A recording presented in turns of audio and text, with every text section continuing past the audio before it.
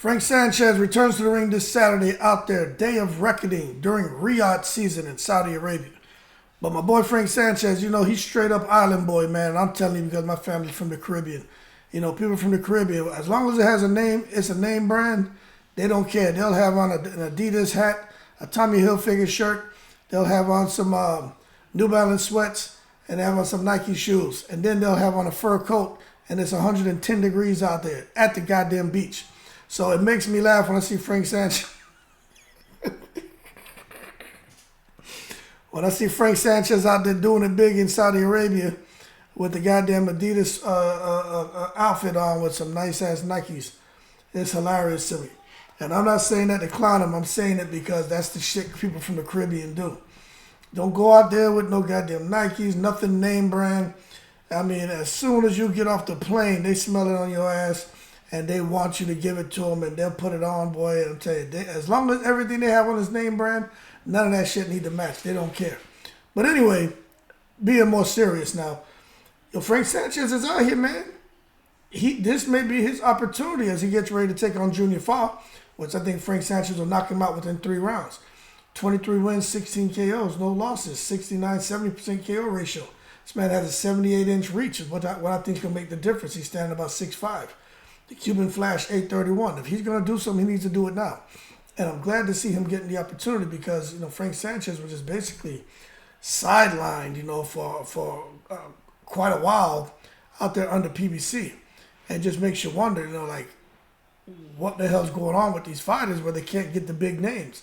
Now, if we start going back all the way back to where I say the F.A. Jogba fight, he fought F.A. Jogba in October 2021.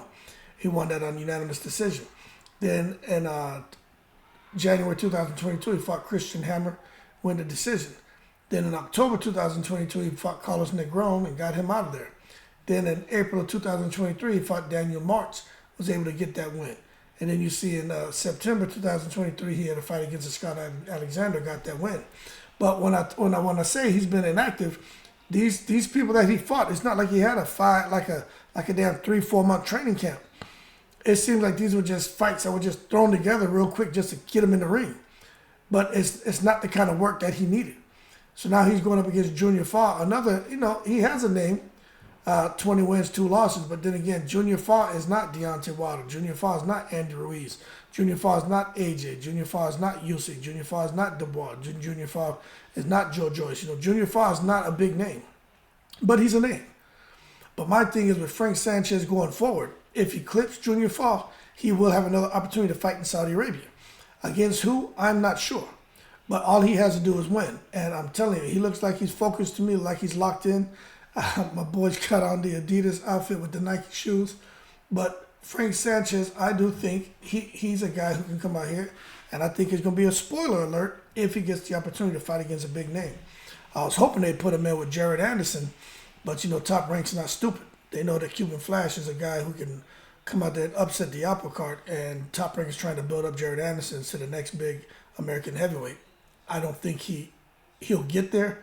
I think he can, but I just don't think he'll get there because Charles Martin almost got Jared Anderson out of there. And if Martin can bang him up like that, the Cuban Flash sure as hell can. But that being said, big things for Frank Sanchez, man. Getting paid, my understanding, like a couple $1 million, which is good. Then the next fight could be double the fight purse. He just has to win. And I really think when you look at him, it's kind of a sad case, him being on PBC and not getting the big fights that he needed. Because when you just imagine, he beats Jogba. Jogba at that time was a killer. After that, you think he would have moved up the ladder into another big name. After Jogba, he's taking on nobodies. Christian Hammer, Carlos Negron, Daniel Martz, Scott Alexander. Those 4 names, F.A.